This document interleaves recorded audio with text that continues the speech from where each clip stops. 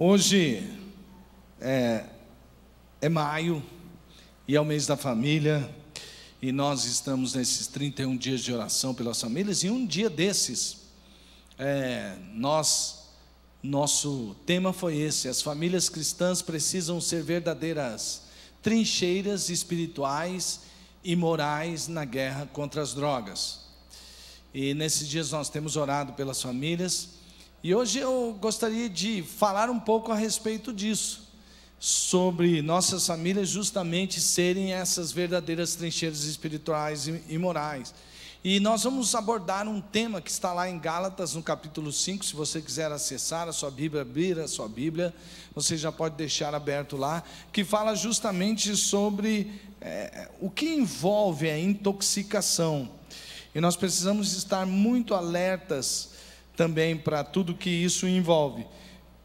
Paulo lá em Gálatas, no capítulo 5, como eu já disse, aborda o tema embriaguez e orgias, Gálatas 5, 19 a 21, e nós vamos tratar disto hoje, para que você perceba os perigos que isso envolve, mas principalmente que você tenha força em Deus, e saiba a origem de todas essas coisas, e saiba como vencer, conhecer cada vez mais da palavra de Deus. Muito bem, para dar só um pano de fundo, eu gostaria de falar com você sobre mitologia grega, e exatamente sobre o Deus com letra minúscula, Dionisos. Ou Dionísio, seu nome, no português. Como que isso surgiu? Foi o seguinte: na mitologia grega tem um deus que é o bambambam dos deuses lá. Existe o Pleroma, que seria tipo o céu dentro da mitologia grega, e existe o tal do Zeus. O Zeus é o cara, você entendeu? E aí ele criou todas as coisas, ele é um deus que pode tudo, etc. e tal. Só que ele era um deus meio fanfarrão, meio traíra, sem vergonha, porque ele tinha uma esposa chamada Eras, e Eras percebia que Zeus o traía com outras deusas. Olha aí que beleza, hein? Dentro do Pleroma existia deusas, e o tal do Dionísio, o tal do Zeus, atraía com as outras deusas. Bom, teve um dia que ele foi além. Ele estava lá no seu céu, entre aspas, e ele viu entre as mortais uma linda jovem chamada Semele. Era filha de um rei de uma região aqui na terra, ali da Grécia. E então o Zeus resolve ter um caso, mais de um dos seus casos extraconjugais. Ele resolve ter um caso com Semele. Ele desce lá do seu céu, toma o corpo de um homem bonito, sensual, e seduz Semele. Lá na sua noite de prazer, ele revela a Semele quem ele é, e ele diz: olha, eu sou o Zeus. E aí Semele ficou toda cheia de si, porque você imagina, o Deus se apaixonou por ela de tal maneira que tomou o corpo de um homem, para que ele pudesse ter então a sua noite de prazer com ela. Ela acorda e vai contar para a sua serva, como as mulheres fazem, vai contar para outra mulher, e principalmente aquela noite: olha, eu conheci alguém e tal, e vai lá conversar. E aí então ela diz, vai falando da sua paixão, e conta tudo. A sua serva fica ouvindo aquilo e vai interferindo, tentando mostrar para Semele que aquele não é um bom homem para ela, que esses caras assim, tipo aventureiro, não vai ser bom para ela. E Semele não acha nada estranho, mas na verdade a sua escrava não é exatamente a sua escrava. Eras, a esposa de Zeus, ela tomou ali o corpo da escrava, se transfigurou de escrava, e estava tentando convencer Semele que ela não devia ter um caso com Zeus. Como ela não é convencida, então ela fala assim: bom, se esse tal de Zeus aí está tão apaixonado por você, peça uma coisa a ele. Se estiver apaixonado, ele vai fazer. Fala para ele se mostrar em todo o seu fulgor e glória. Aí a Semele falou assim, tá bom, então vamos lá, vamos ver. Aí ele voltou novamente, num corpo humano, e ela fala para ele assim, você me daria o que eu vou te pedir com tanto desejo? Ele diz, claro, pode pedir o que você quiser. E ela pede justamente que ele se apresente com toda a sua glória e fulgor. Era um plano de eras, obviamente. E aí então ele fica muito triste, porque ele sabe que se ele se apresentar como o poderoso Zeus, ela vai morrer ali, porque ela não poderia suportar a glória de Zeus. E é isso que acontece. Ele se apresenta para ela com todo o seu poder, e sai luzes dele e queima Semele. E queima de tal maneira que ela vira cinzas. Mas no meio das cinzas, muito triste, Zeus vê um bebê que alegra um pouquinho o seu coração. E ele vai lá e tira o bebê do meio das cinzas. Só que agora ele precisa de um útero, porque não é um bebê formado ainda. E Zeus, ele era expert nisso, porque ele já tinha servido de útero para uma outra deusa chamada Atenas, né, que claro, não era humana como sempre. E ele acabou de formar o seu filho, aquela deusa, aqui na cabeça. E ele forma Atenas, que é a deusa da sabedoria e da guerra. E agora ele pega aquele bebê e coloca na sua coxa. E aí então nasce Dionísio. Dionísio nasceu um jovem bonito, formoso, sensual, e ele se transforma então no Deus dos ciclos vitais, no Deus das festas, do vinho, da insânia, do teatro, dos ritos religiosos, mas sobretudo, agora preste atenção, da intoxicação que funde o bebedor com a deidade, equivalente ao deus romano Baco. Então, depois você vai perceber porque eu estou explicando tudo isso, porque tem uma ligação muito forte quando Paulo fala sobre a carne e o lugar da carne. Então, aí, como é Roma que está dominando, logo vem um deus equivalente a Dionísio, porque afinal de contas, o deus romano tem que ser mais forte que o deus grego, porque quem está dominando é Roma, não é mais Grécia. E aí então surge o deus equivalente, bem diferente da figura que nós vimos anteriormente, de um jovem fitness, né? Aí aparece então Baco. Os romanos esculhambaram com Deus, né? Ficou um negócio. Eu acho que eles imaginaram assim, gente, quem toma tudo isso de vinho e parte para a glutonaria, né? Mas enfim, aí ele disse assim, Paulo, em meio a essa cultura, escreve assim: ora, as obras da carne são manifestas: imoralidade sexual, impureza e libertinagem, idolatria e feitiçaria, ódio, discórdia, ciúmes, ira, egoísmo, dissensões, facções e inveja, embriaguez, orgias e coisas semelhantes a estas, e coisas semelhantes. Eu os advirto, como antes já os adverti: aqueles que praticam essas coisas não herdarão o reino de Deus. Paulo não está com a intenção aqui de criar uma listinha do que você não pode fazer, porque senão você não vai para o céu. Porque o próprio Paulo é o pregador da graça de Deus. Porque pela graça sois salvos mediante a fé, isso não vem de vós, é dom de Deus, para que ninguém se glorie. Então não é o que eu faço ou deixo de fazer que vai me levar ao reino dos céus. Mas uma coisa é verdade e é preciso de ser dita sempre, principalmente nesses momentos em que alguns dizem graça, que deixa de religiosidade, deixa de regrinha de pode e não pode, o que é uma verdade.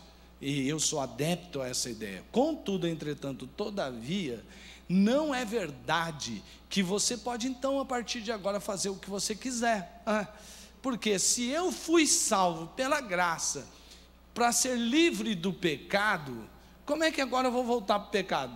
Então há uma incoerência aí. Se eu sou livre pela graça e fui liberto pelo pecado, então não vou pecar. ou eu não vou habitualmente pecar, viver sob pecado. Eu já sou livre para dizer não ao pecado. E Paulo está dizendo assim, então, quem se deixa levar pelo Espírito, vive pelo Espírito as suas obras, e no caso do Espírito ele fala sobre fruto, o fruto do Espírito é diferente de quem vive na carne.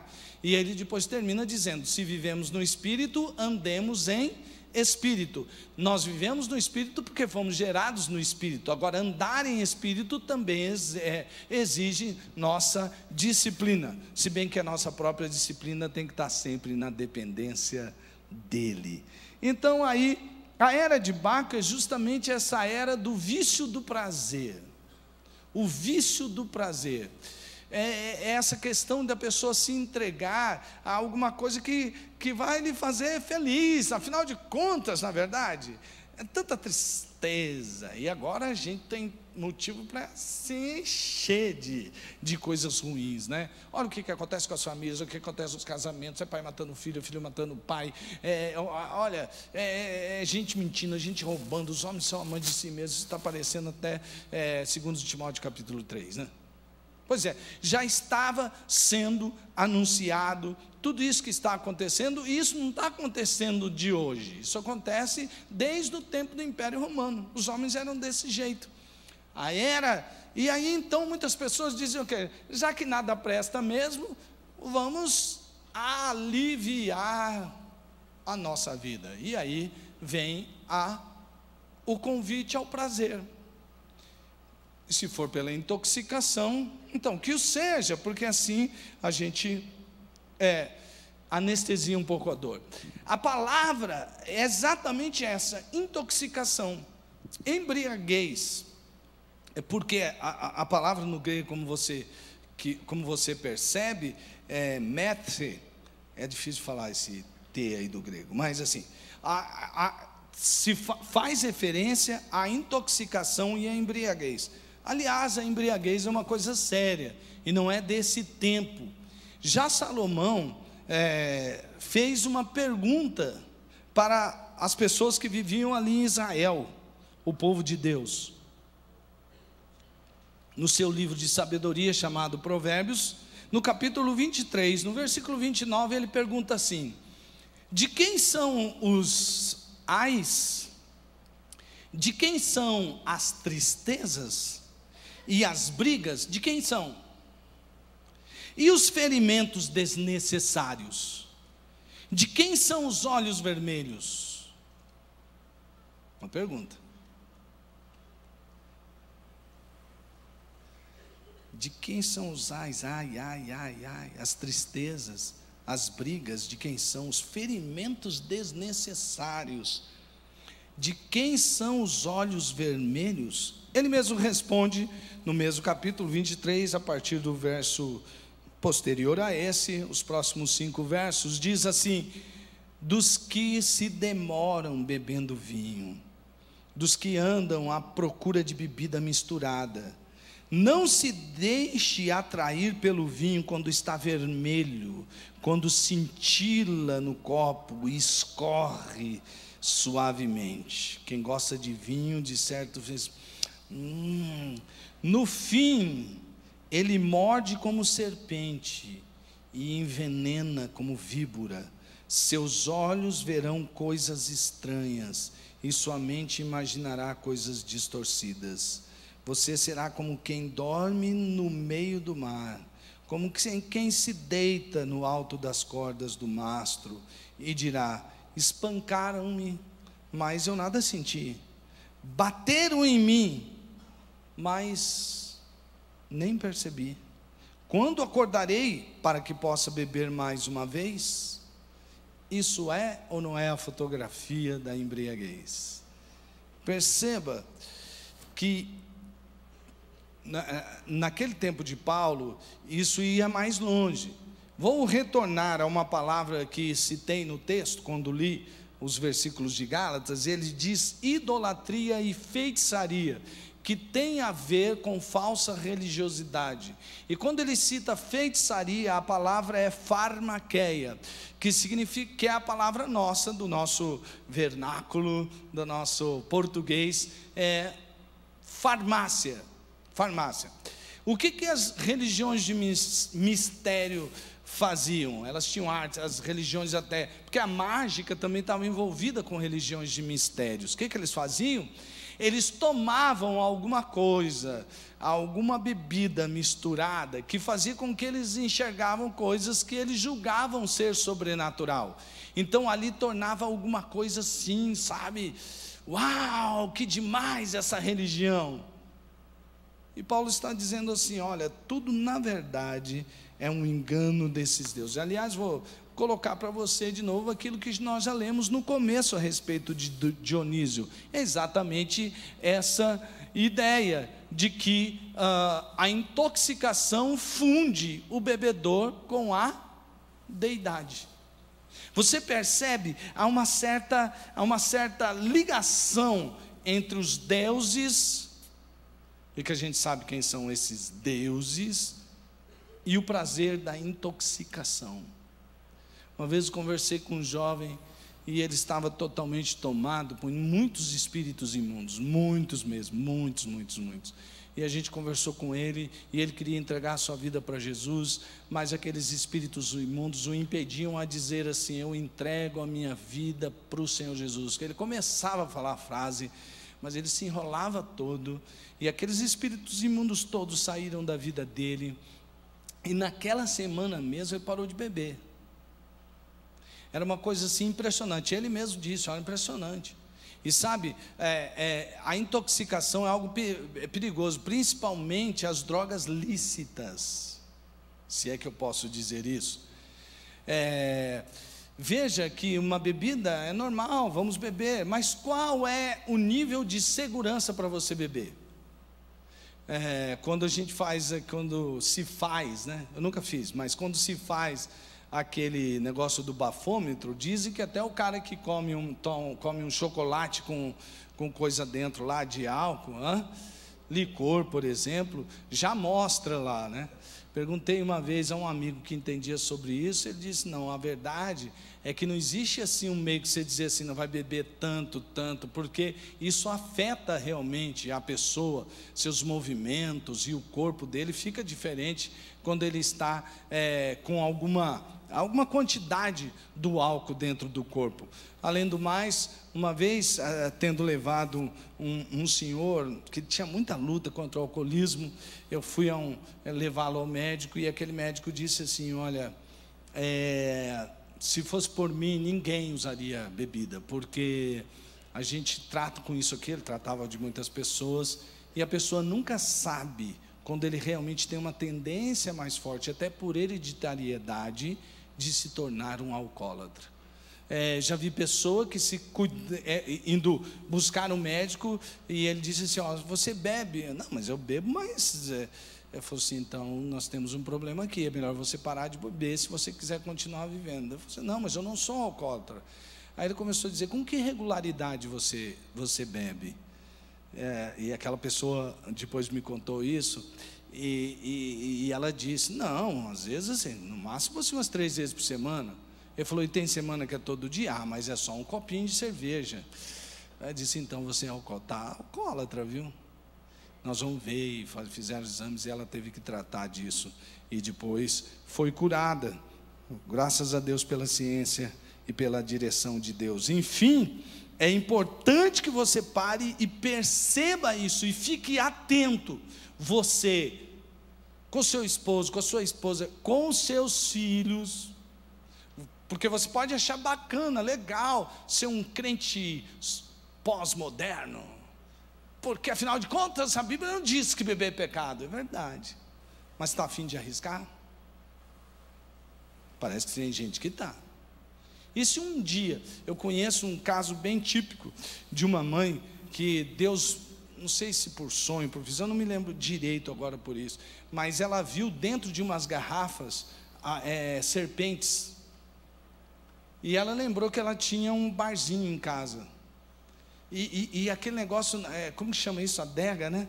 Parece que até chique tem casa adega, não é? Você vai lá: isso aqui é minha adega. E aí ela foi ver, foi lá na adega dela, e não tinha mais nada dentro quando ela olhou, tinha água, Sabe quem tinha bebido a adega dela? Seu filho. Então, o que nós estamos fazendo com relação às advertências que nós recebemos na palavra de Deus? Então, tudo isso é uma advertência para todos nós. Hoje vamos cuidar das nossas famílias. Muito bem, a outra palavra que aparece é komos, que significa orgia e farra. Strong's, no seu dicionário de grego, no seu léxico, dá uma ajuda para a gente. E ele fala que essa palavra é uma palavra comum ali no tempo de Paulo, que significava uma procissão noturna e luxuriosa de pessoas bêbadas e galhofeiras. Pessoas galhofeiras são aquelas que ficam zombando e fazendo bagunça, que após um jantar desfilam pelas ruas com tochas e músicas em honra a Baco ou a algum outro deus, e cantavam e tocavam diante das casas de amigos e amigas, por isso usado geralmente para festas e reuniões para beber, que se prolonga até tarde e que favorece a folia. Vamos beber que a gente ficasse, porque as pessoas falam assim: cara, você está tímido? Só até depois do segundo gole, depois você se solta. Há algum tempo atrás, eu creio que o Espírito Santo quem me ensinou. O Espírito Santo certa vez me mostrou, quando eu pedia perdão pelo pecado, principalmente que envolvia pecados que lhe causam algum certo prazer. Eu ia, e quando eu confessava o pecado, eu percebia assim: mas olha só, qualquer tipo de pecado, eu tinha aquela mania, mas eu fiquei sem fazer isso, eu fiquei sem falar isso, eu fiquei humilhando, mas foi por tanto tempo, e agora eu caí, Deus vai me entender, afinal de contas, passei mais tempo do que qualquer outra época. E o Espírito Santo me disse assim: não se engane, não se engane, não existe medida para você ficar sem pecado, e você pecar e falar: isso aí, a sua carne está falando isso para você, para que você pense assim: eu vou ficar santo, e um dia eu vou ser liberado para pecar. E você sabe, meus amados irmãos, vou dizer uma coisa para você: cuidado, essa filosofia grega, você pode pensar, que coisa tola, que besteira, acreditar num Deus fraco desse. Mas olha que as figuras míticas, principalmente dos gregos, tem muito a ver com algumas realidades, porque justamente por serem mitológicos, os mitos têm aquela ligação com a realidade. Cuidado com isso, cuidado, porque a carne, ela sempre vai dizer para você assim: você já viveu direitinho tanto tempo, tem uma oportunidade aí para você fazer aquilo que você tanto gostava. Por exemplo, me perdoe, meu irmão, não quero ofender ninguém aqui, e nem quero dar indireta para ninguém, eu quero dar direta mesmo, mas sem ofender, mas exortando em amor. Deixa eu dizer, uma das coisas que a gente autoriza Baco a fazer a festa na nossa vida é em festa de casamento de crente, porque lá na festa do casamento de crente está liberado o bebê. Lá na festa do casamento de crente está liberada aquela música indecente, seguida daquela dança indecente. Lá na festa de casamento do crente está autorizado o crente sair meio assim, entendeu? Porque ele também não está, a menos os que já estão acostumados. E ali se vai, parece uma festa como essa, ou kumosa acontecendo na festa dos crentes. Eu já falei que sempre que eu falo isso aqui, eu estou diminuindo o número de casamentos que eu estou fazendo. A pessoa não me convida mais para fazer casamento, para ficar na festa muito menos. Mas eu vou sentir muito de não poder participar desse momento importante na sua vida, mas lhe agradeço se você não me convidar. Se tiver esse tipo de festa preparado, com esse tipo de música, com esse tipo de bebida, obrigado, eu passo batido, tem outros que podem te ajudar. A questão, amados irmãos, é que se Eu já perguntei para várias pessoas, vi um grande amigo meu falando esses dias algo que é tão importante, que eu achei bonito, que foi um valor tão importante na vida dele, que eu perguntei para ele quais foram as 3 coisas mais importantes que aconteceu na vida dele, e disse que foi a conversão dele, o casamento dele e quando ele teve o seu filho. Eu falei, que lindo, né, ter esses valores. Mas se o casamento seu é algo tão importante assim, celebre a Deus no seu casamento, filho de Deus. Você vai celebrar barco no dia do seu casamento e encher todo mundo de vinho, de comida, glutonaria, que o cara sai de lá. Até no tempo de Paulo, essas festas eram tão regadas a bebida e a comida, que o cara, ele queria comer mais, porque era assim, esbanjava comida, e eram as comidas mais atraentes. Comida é uma coisa atraente. Um dia desse eu estava assistindo um programa chamado Que Seja Doce. Cara, eu tive que ir na padaria comprar um doce. Estava bom demais aquele negócio, rapaz. Mas chamava tanta atenção aquele lance da comida, que o pessoal enfiava o dedo na boca para vomitar e caber mais. Numa dessas festas até que perguntaram para alguém, o cara já não aguentava mais, ele falou assim, enfia o dedo na boca, vomita e continua. Ele falou, rapaz, você acha que se coubesse o dedo na boca eu não comia mais uma banana? É porque essas coisas como a bebida e a comida, elas parecem ser coisas assim, sabe?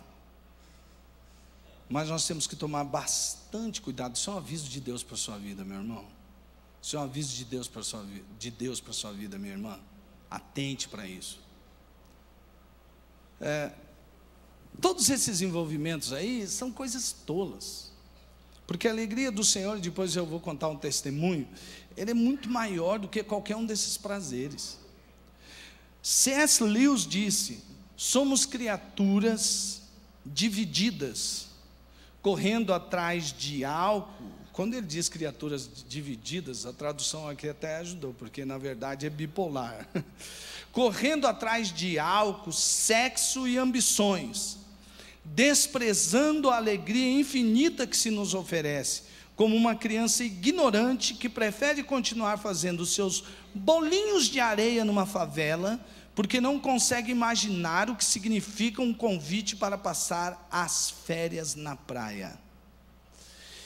E meus amados irmãos, nós não estamos sobre o domínio do vício do prazer, nós não estamos sobre o domínio da carne, porque nós não pertencemos mais a este mundo, nós não somos dominados mais pela carne.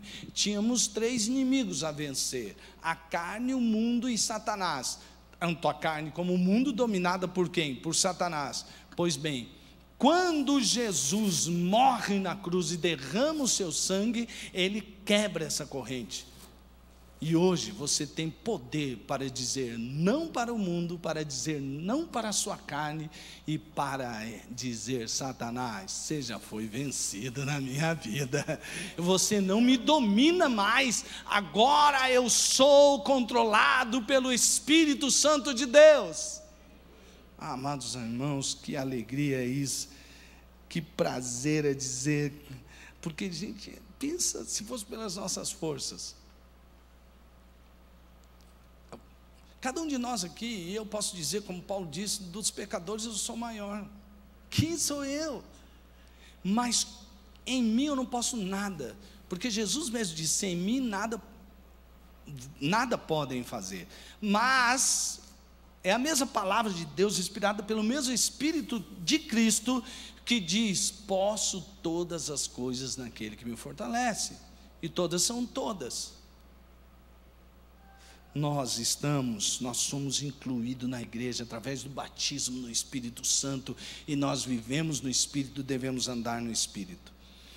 A palavra que se contrapõe às palavras orgia e bebedice, que estão no decorrer do texto, logo depois das obras da carne, é praotes, primeira, que que significa mansidão, brandura, mas é até difícil de se traduzir isso, porque a tradução correta dessa palavra é disposição de submeter-se a Deus. Não que mansidão também significa isso, mas ela está interligada com a outra palavra a seguir, a palavra no grego ekrateia, que significa domínio próprio, autocontrole, mas não é apenas um domínio próprio que vem de si mesmo, é daquele que está no Espírito, porque agora ele não é mais conduzido por sua carne, agora ele é liderado pelo Espírito Santo, é a virtude de alguém que domina seus desejos e suas paixões, especificamente seus apetites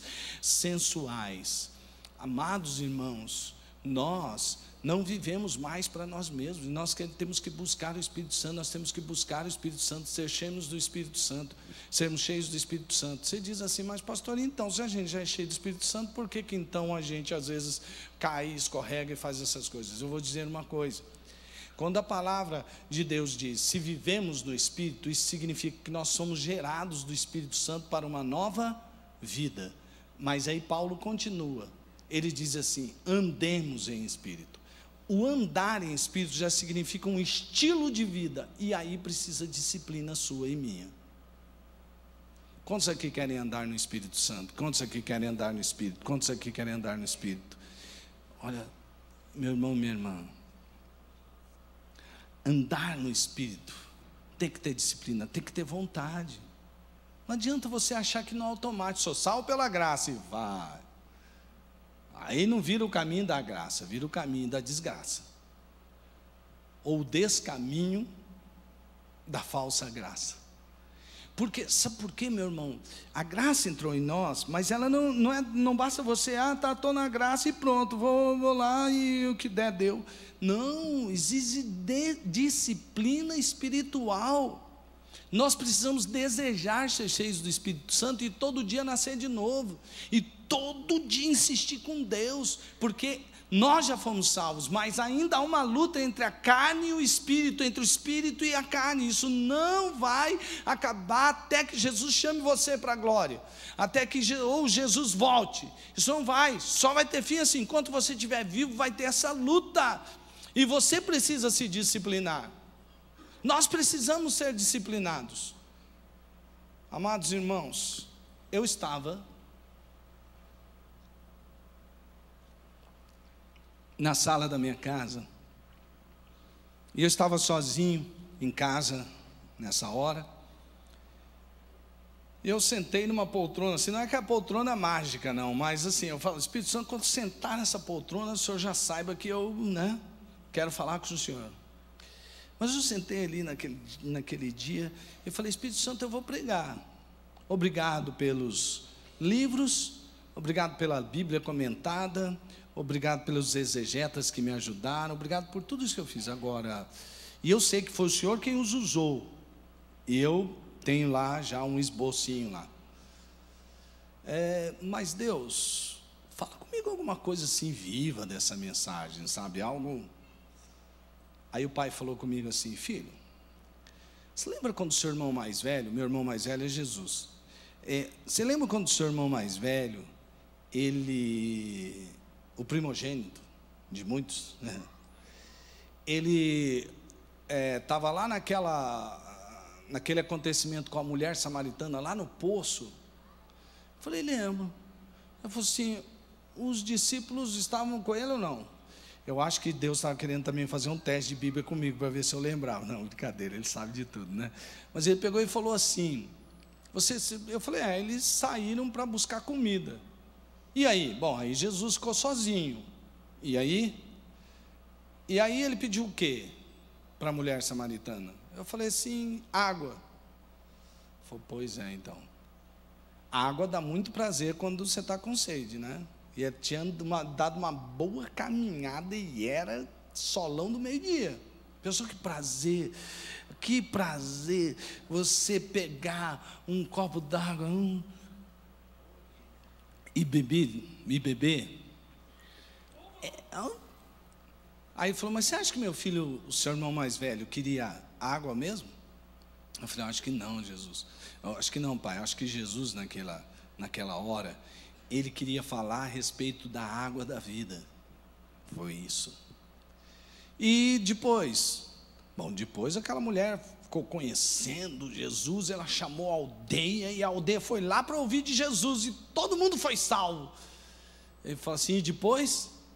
Depois chegaram os apóstolos, e o que eles disseram para Jesus? Eu falei assim, o teste está bom aqui, né? Então, eles falaram assim, não estava com a Bíblia aberta, não estava nada assim. Eles falaram assim, come, eu acho que foi alguma coisa assim, Deus, assim, tipo assim, você precisa comer, e era isso, exatamente. Aí ele falou assim, e o que meu filho respondeu? Eu falei, Jesus falou para eles assim, a minha comida, a minha fome é fazer a vontade de meu Pai.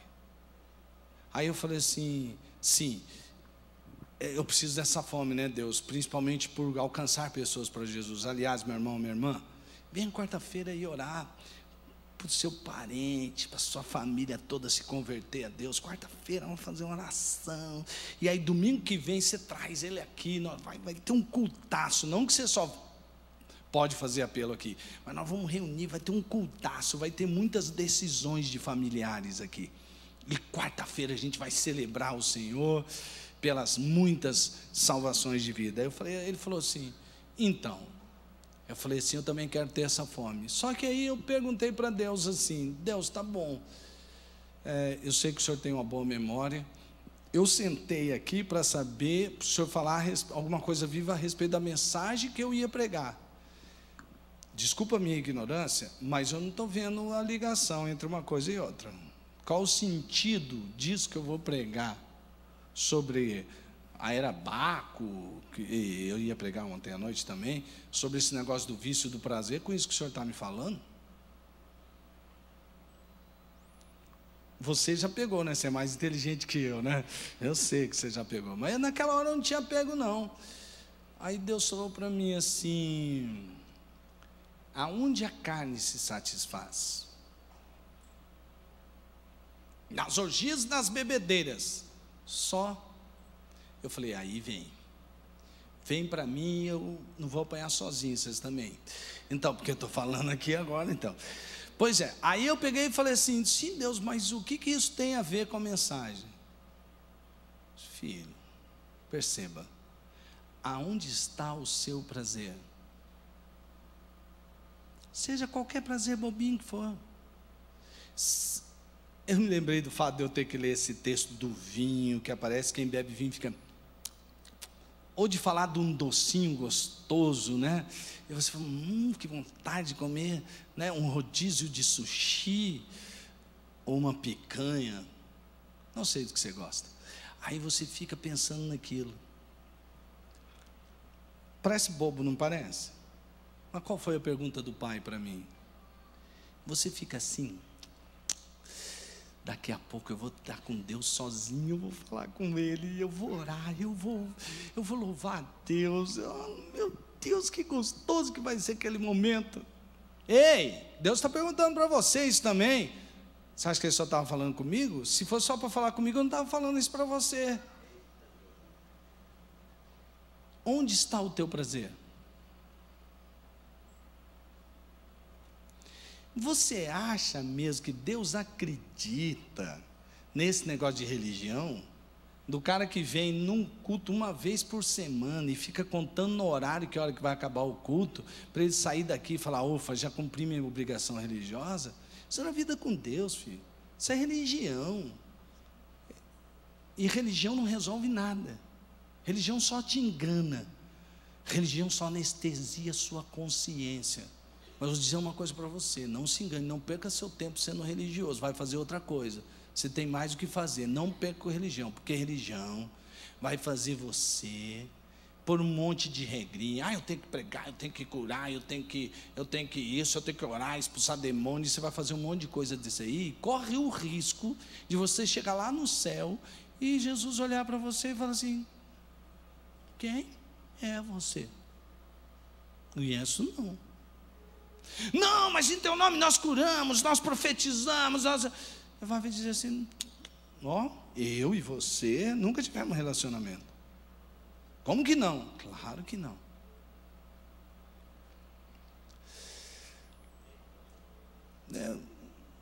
Quando Deus me disse aquilo, eu falei assim: Deus, o Senhor me perdoa.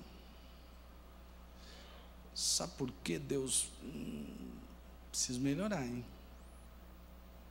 Sabe o que o pai falou comigo? Ele é bondoso, né? Ele falou: filho, eu sei que você me ama. Eu sei.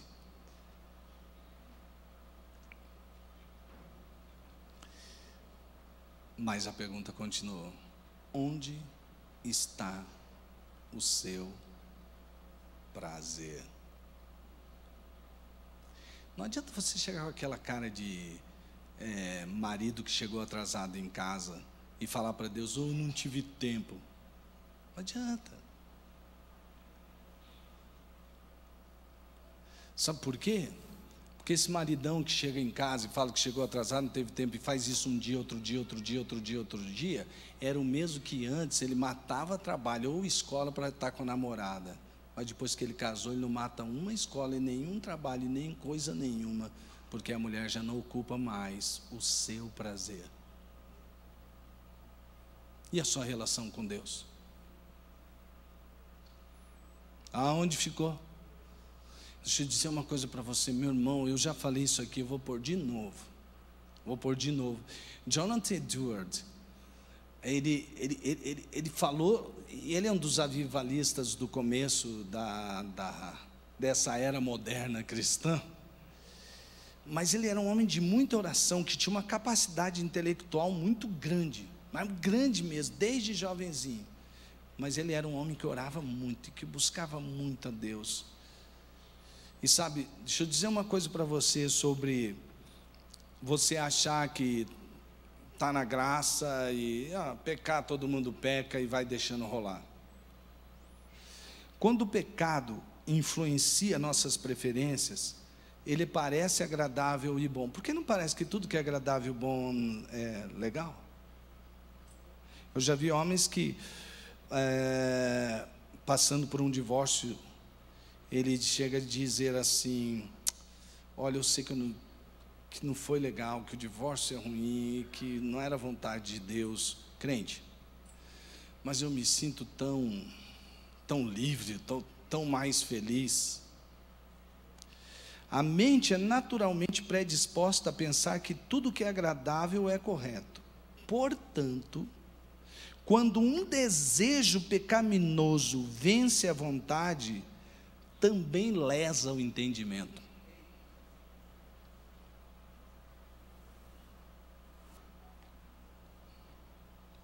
Será que eu não ando meio lesadão, não? Será que nós não somos uma igreja que está sofrendo dessa lesão séria? O que me impressiona é que nesses mesmos escritos, que são tantos, e quando você começa a ler sobre esses homens, às vezes você fica: uau! Deus olha para a gente e sabe que nós estamos amando, mas há algo que tem que estar presente no nosso amor a Deus. O mesmo Jonathan Edwards disse: quanto mais um verdadeiro cristão ama a Deus, mais deseja amá-lo, e mais inquieto fica por sua falta de amor por Ele. Deixa eu falar de novo: quanto mais um verdadeiro cristão ama a Deus, mais deseja amá-lo, e mais inquieto fica por sua falta de amor a Ele.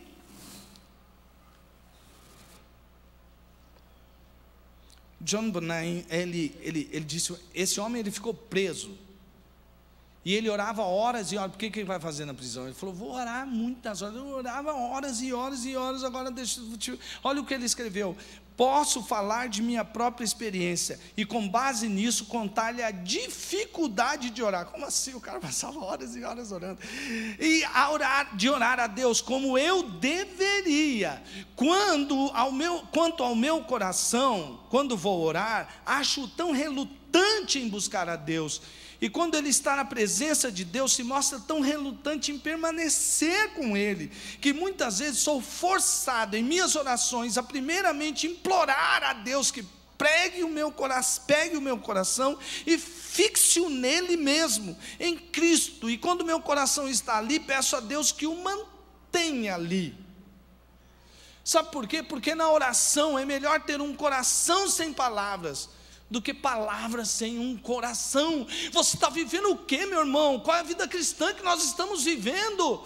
Você conhece mais de futebol, de séries da Netflix, você conhece mais de MasterChef do que da palavra de Deus. E você quer, e nós temos a cara de pau de chegar a Deus, oh Deus, como eu te amo. Você acha mesmo? Você acreditaria no meu amor por você se eu fizesse isso com você? A minha esposa, a princesa Tânia Mara, chegaria para ela, eu te amo, mas se eu não desse tempo para ela, não conversasse com ela, passasse pouquíssimos tempos com ela e dissesse te amo, ela fala, que hipócrita. E você acha que nós enganamos a Deus com essa religião furada?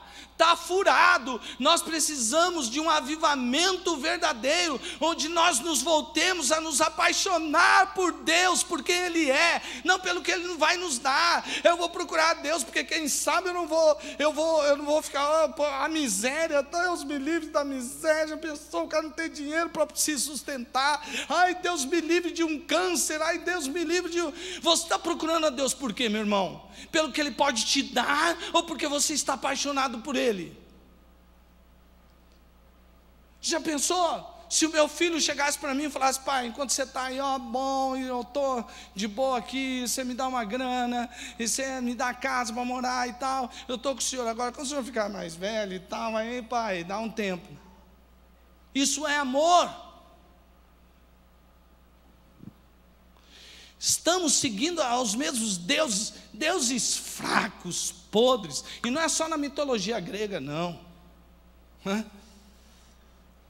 Não, essa ideia de Deus não é só, ela é uma ideia falsa que entra dentro do próprio. Paulo está lutando com Gálatas, com a ideia errada sobre Deus, de quando eles tinham se convertido, mas agora estão voltando às velhas práticas. E nós? Qual é o evangelho que nós conhecemos? Qual é o evangelho que nos foi pregado?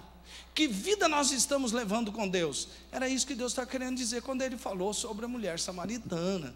Sabe por quê? Na minha tolice eu não percebi o que estava no meio. O que está no meio? Deus procura verdadeiros adoradores que o adorem em... que vale mais, a sua vida aqui ou a sua vida com Deus? Quem amar a sua vida, perdê-la-á, mas quem por amor a mim perder a sua vida, ganhá-la-á. Isso significa quem é o Senhor, seu Senhor, a quem você devota amor. Vamos ficar em pé.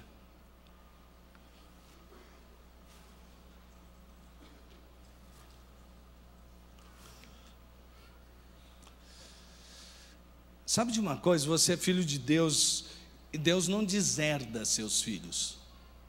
Eu aprendi isso.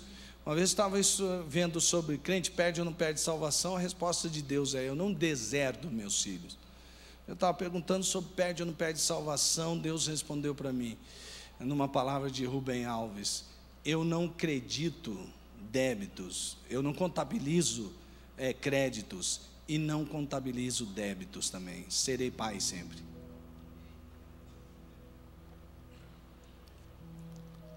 Por isso, meu irmão, se ele precisar corrigir, ele vai corrigir. Essa ideia, não, imagina que Deus castiga. Claro que castiga. Você não castiga o seu filho que ama? Se ele fizer uma coisinha errada, você não tem que exortar, não tem que pôr no caminho, tem que trazer de volta. Isso é uma ideia politicamente correta aí, que está politicamente errado. Se Deus precisar, como o pastor faz com uma ovelha redia, pegar a vara, quebrar a perna da ovelha, para que ela não seja fujona, fará isso, e será para o seu bem, e glorifica a Deus. A hora que estiver doendo, você fala, glória a Deus, oh, Deus está me corrigindo, eu não sou um bastardo, porque Deus não corrige o bastardo, o pai não corrige o bastardo, o pai corrige o filho de verdade, que foi adquirido, que foi trazido para o Pai, pago pelo precioso sangue de Jesus, e Ele não vai deixar que você se perca. E mesmo que você tenha esses momentos que você não sabe muito bem, você pode até ficar com medo dele, mas para com medo, sabe por quê? Deus ama você. Tudo que você passar na sua vida vai contribuir para o seu bem, porque todas as coisas contribuem juntamente para o bem daqueles que amam a Deus. E Deus, por sua graça, não vai deixar você longe dele. Porque sabe o que a gente precisa? Se aproximar mais de Deus. Se aproximar mais de Deus. Eu não estou falando só de vir em culto, não. Você pode vir em 5 cultos por semana, 6, 7, e está longe de Deus. Estou falando de você se aproximar de Deus e ser mais íntimo de Deus. Intimidade com Deus. Você não conhecer só o Deus do púlpito, ou daquela pessoa que você admira, ou do professor de Bíblia. Você conhecer o seu Deus na sua intimidade, porque o Pai busca adoradores que assim o façam.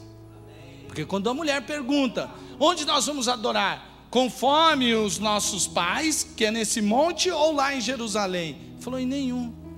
Porque o Pai busca adoradores que adorem em espírito e em verdade, em todo lugar e em todo tempo.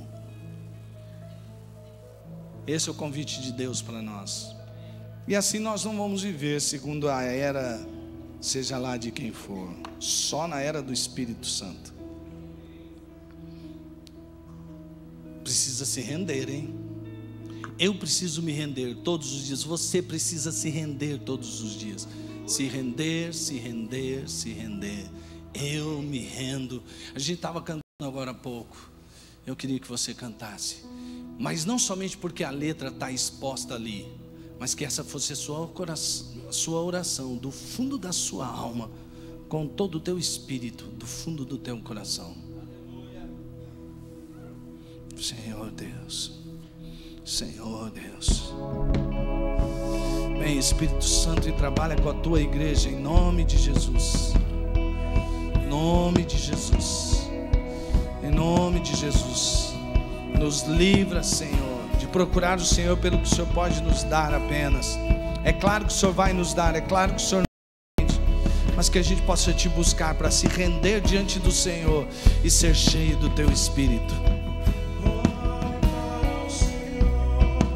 Vem Jesus, vem Espírito Santo.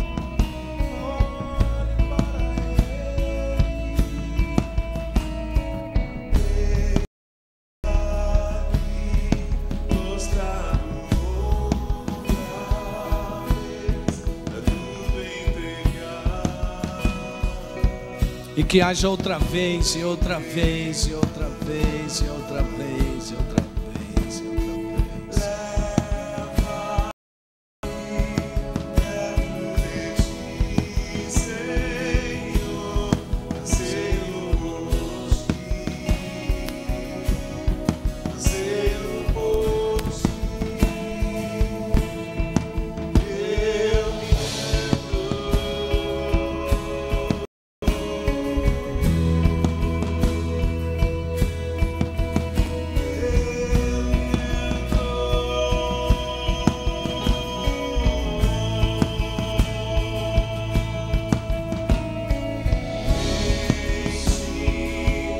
Enche-nos, ó Deus,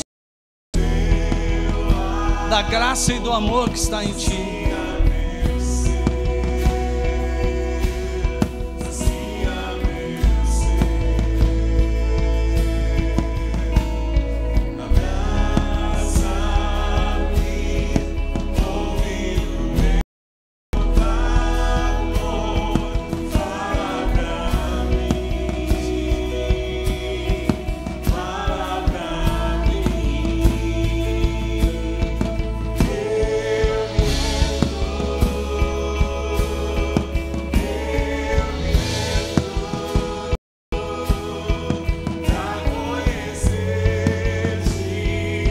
Sim, Senhor, nós queremos Te conhecer mais e mais e mais. Deseje isso, meu irmão.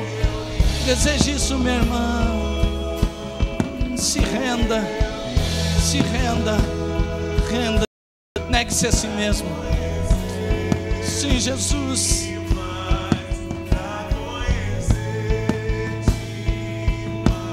Oh, Espírito Santo, vem com Teu vento, Espírito, vem com Teu vento, Espírito, sobre a igreja. Vem, Espírito Santo, Espírito Santo, Espírito Santo. Sim, Espírito.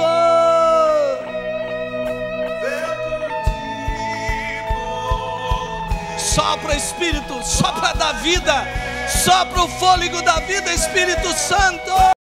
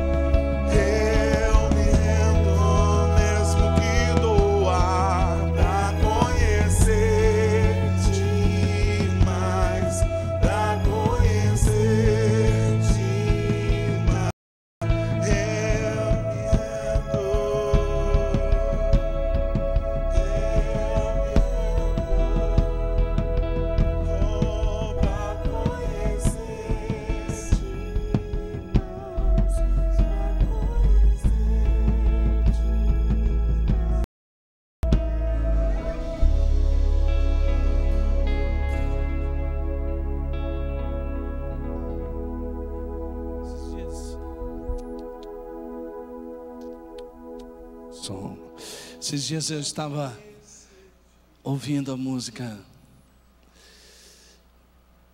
da graça. E meu vovô, discipulador do pastor Gilson, mandou uma música que tinha como fundo a música sobre a graça.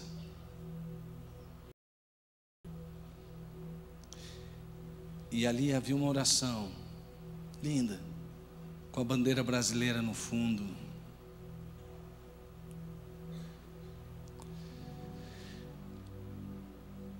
Não haverão tempos melhores sem tempos difíceis. Mas você prefere o quê? Ficar no podre?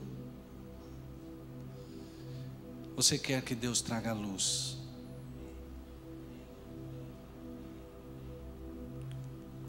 Sabe por quê, meu irmão? Um período de dor, significa que tempos melhores virão, porque o Senhor está operando para arrancar as trevas e trazer a luz. Mas essa é uma janela que se abre, nós temos que aproveitar a bondade e a misericórdia de Deus. Esse não é o juízo de Deus para exterminar, esse é o juízo de Deus para curar, dependendo da atitude que a sua igreja terá, da resposta que a igreja dará neste momento. Aguente firme, meu irmão, não fique depressivo, dizendo: meu Deus, o que está acontecendo? Nada presta. Uai, que novidade é essa? Claro que a gente sabe que onde a carne, onde o mundo jaz no maligno. Mas tem bom ânimo, tem de bom ânimo, ele venceu o mundo, e o melhor está por vir. Então vamos nos alegrar no Senhor e cantar. Espírito Santo, terminar com o Espírito Santo. Venha sobre nós, em nome de Jesus. Cante e expresse esperança, esperança, esperança no Espírito de Deus. Aleluia, Jesus. Aleluia, Jesus. Aleluia, Jesus. Aleluia, Espírito Santo. Mesmo que você não tenha motivos claros para ver e para ter esperança, mas o justo não viverá pelo que vê, o justo vive pela fé. Pela fé, renove suas esperanças.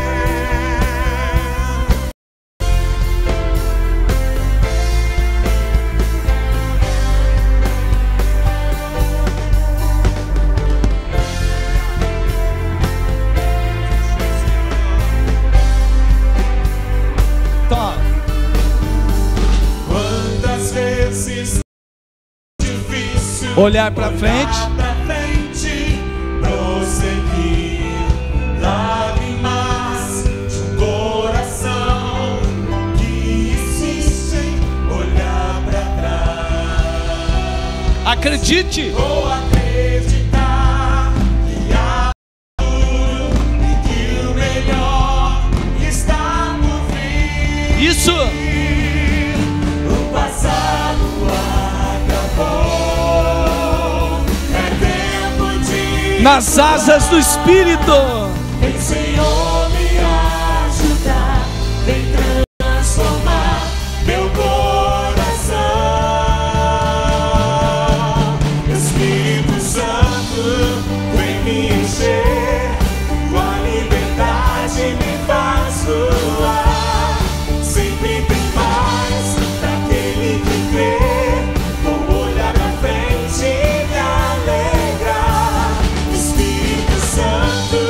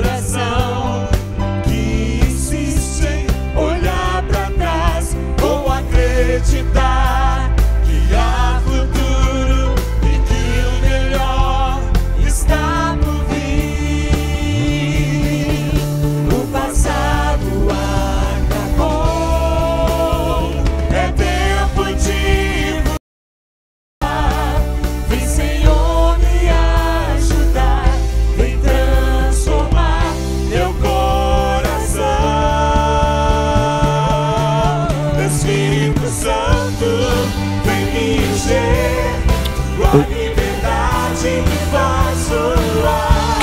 Tenha uma semana super de Deus. Que a paz de Jesus esteja no seu coração. Que o poder do Espírito Santo faça você voar em Deus. Deus te abençoe. Tenha uma semana super de Deus. Sempre tem mais.